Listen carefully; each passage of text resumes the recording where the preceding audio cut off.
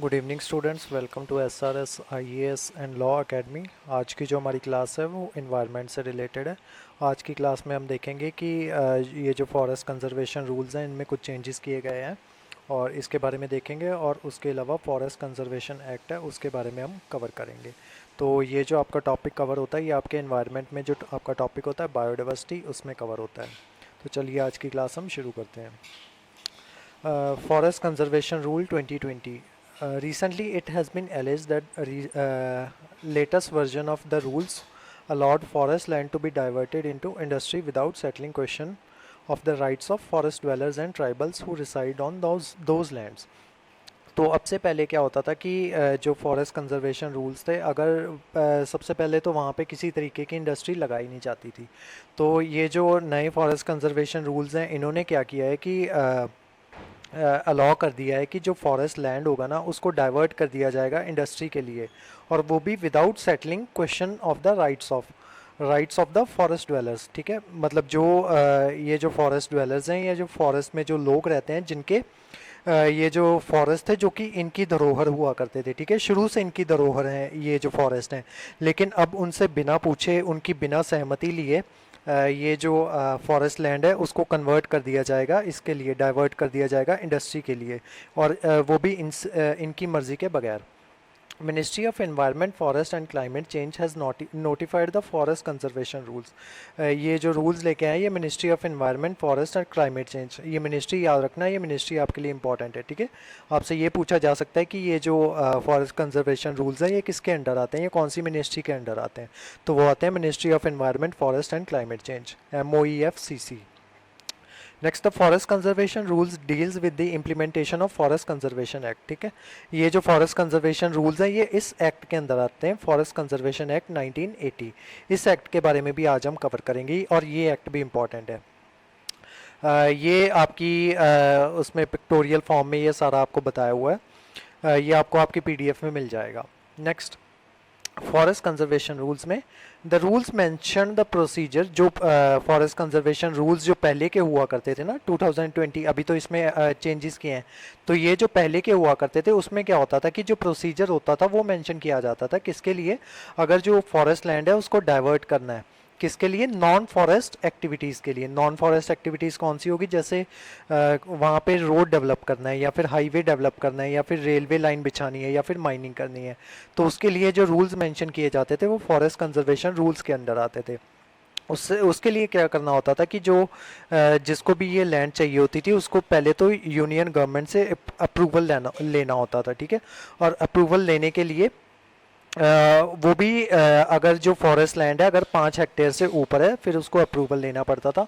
और जो आपकी ये जो यूनियन गवर्नमेंट होती थी वो क्या करती थी, एक फॉरेस्ट एडवाइजरी कमेटी बनाया करती थी, FAC जिसको कहते हैं। ठीक है, वो मतलब अगर किसी को लैंड लेनी है तो वो पहले तो यूनियन गवर्नमेंट से अप्रूवल लेगा, फिर वो यूनियन गवर्नमेंट क्या करेगी, फॉरेस्ट एडवाइजरी कमेटी बनाएगी।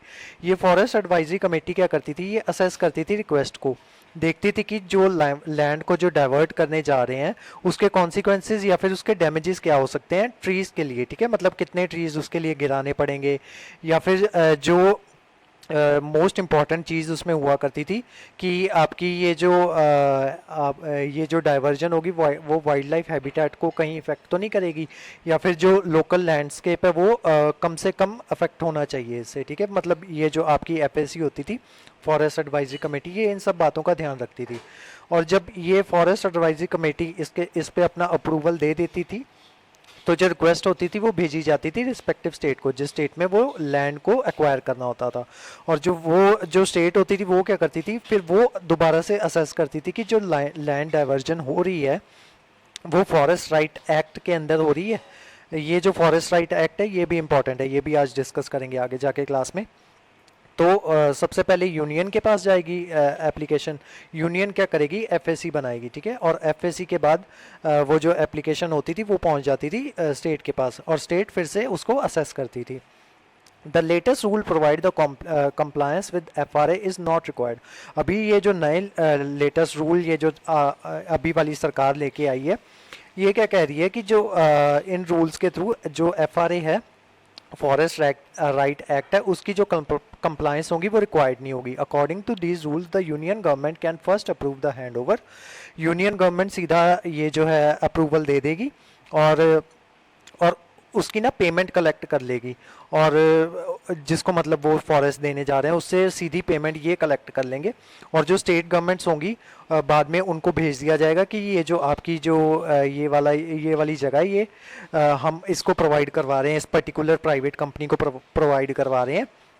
तो स्टेट गवर्नमेंट को कुछ पैसे दे देगी और उनको बोलेगी कि जो फॉरेस्ट के जो ये कम्युनिटीज़ हैं उनको अलग जगह पे शिफ्ट कर दिया जाए और उनको कुछ पैसे दे दिए जाएं, ठीक है। अभी किसी से ना तो कोई कमेटी बनेगी, ना ही वो इसके ऊपर कोई जैसे वो जो आपकी पिछली कमेटी थी वो देखती थी कि कितने पेड़ गिराए जाएंगे या क्या क्या इसके नुकसान हो सकते हैं। अब ऐसा अब से कुछ नहीं होगा। Further these rules extend a provision for private parties to cultivate plantation and sell them as a land to firm who are supposed to meet compensatory afforestation target. Compensatory afforestation targets का मतलब ये होता है कि मान लो अगर आप किसी जगह पे किसी जंगल में कुछ पेड़ काटना चाहते हो तो पहले क्या होता था कि आपको उतने ही पेड़ ना किसी और जगह पे जाके दोबारा से लगाने पड़ते थे। लेकिन अब क्या होगा कि मान लो किसी ने कोई एक कंपनी है, कंपनी ए, उसने क्या किया कि उसने पेड़ काटे, ठीक है, और कोई दूसरी कंपनी है बी, उसने दूसरी जगह पे पेड़ लगाए हुए थे। तो ए क्या करेगी कि जितने पेड़ उसने लगाए हुए थे ना, ये ए कंपनी बी कंपनी से उतने पेड़ खरीद लेगी, ठीक है। तो ये इसमें एक लूप होल ये आ सकता है कि मान लो बी ने एक बार बेच दिया, ठीक है, तो वो जगह हो गई ए की, ठीक है। मान लो जिस जगह पे उतने पेड़ लगे हुए थे वो जगह अब ए ने खरीद ली है। अब मान लो कोई सी कंपनी आती है, ठीक है, वो किसी जगह पे पेड़ काटती है और ए से फिर वही पेड़ फिर से खरीद लेती है, ठीक है।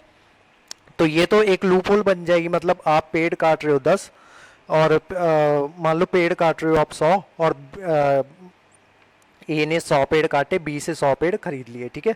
फिर सी ने फिर से 100 पेड़ काटे, तो जो बी वाले पेड़ ए ने खरीदे हुए थे वही बी वाले पेड़ ही वही अब ए वाले पेड़ सी खरीद लेगी, ठीक है। तो टेक्निकली पेड़ तो करते जाएंगे लेकिन ये बार बार लूप होल का यूज़ करके ये उतने ही पेड़ मतलब कागजों में शो करवाते रहेंगे कि ये पेड़ हमने लगाए हैं।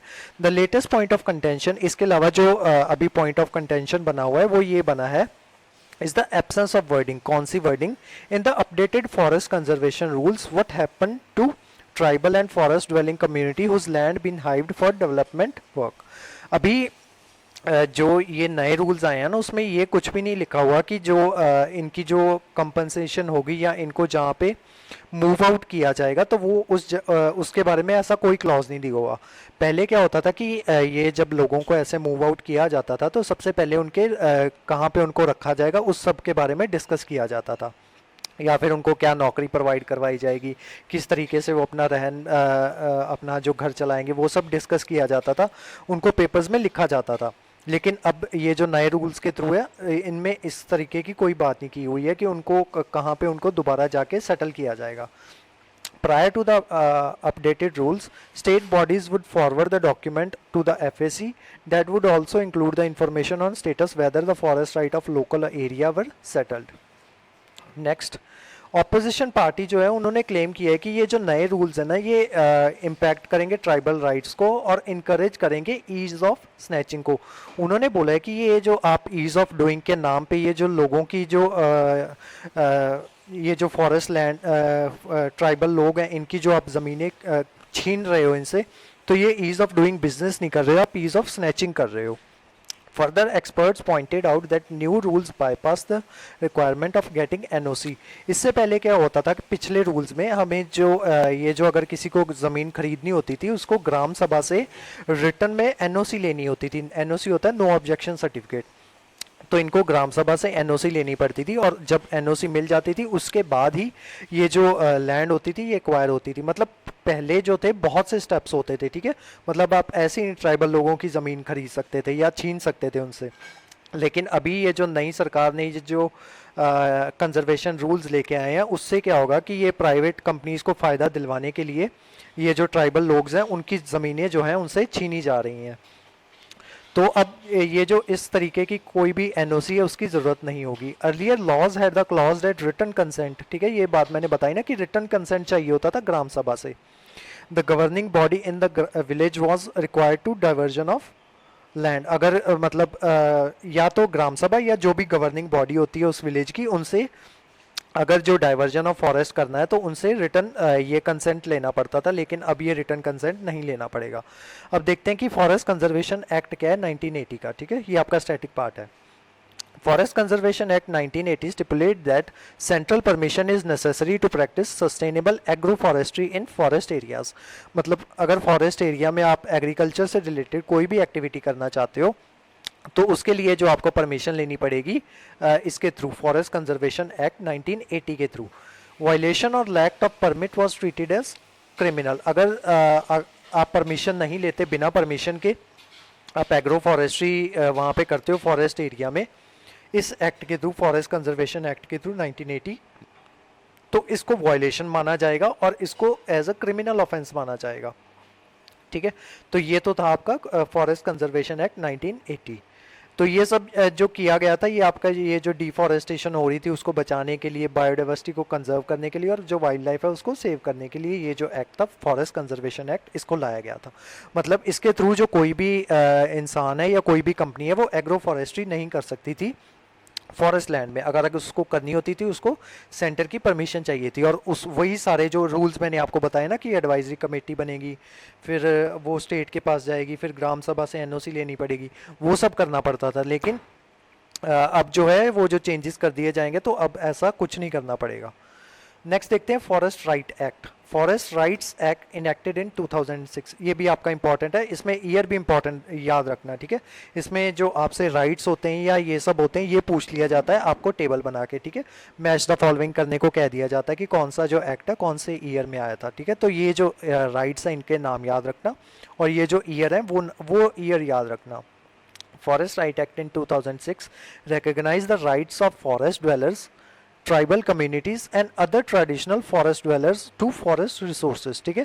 ये जो फॉरेस्ट राइट एक्ट है ये इनकी बात करता है, इनके जो राइट्स हैं, जो फॉरेस्ट में जो लोग रहते हैं ना, जिनकी ये धरोहर है फॉरेस्ट, ये उनकी बात करता है।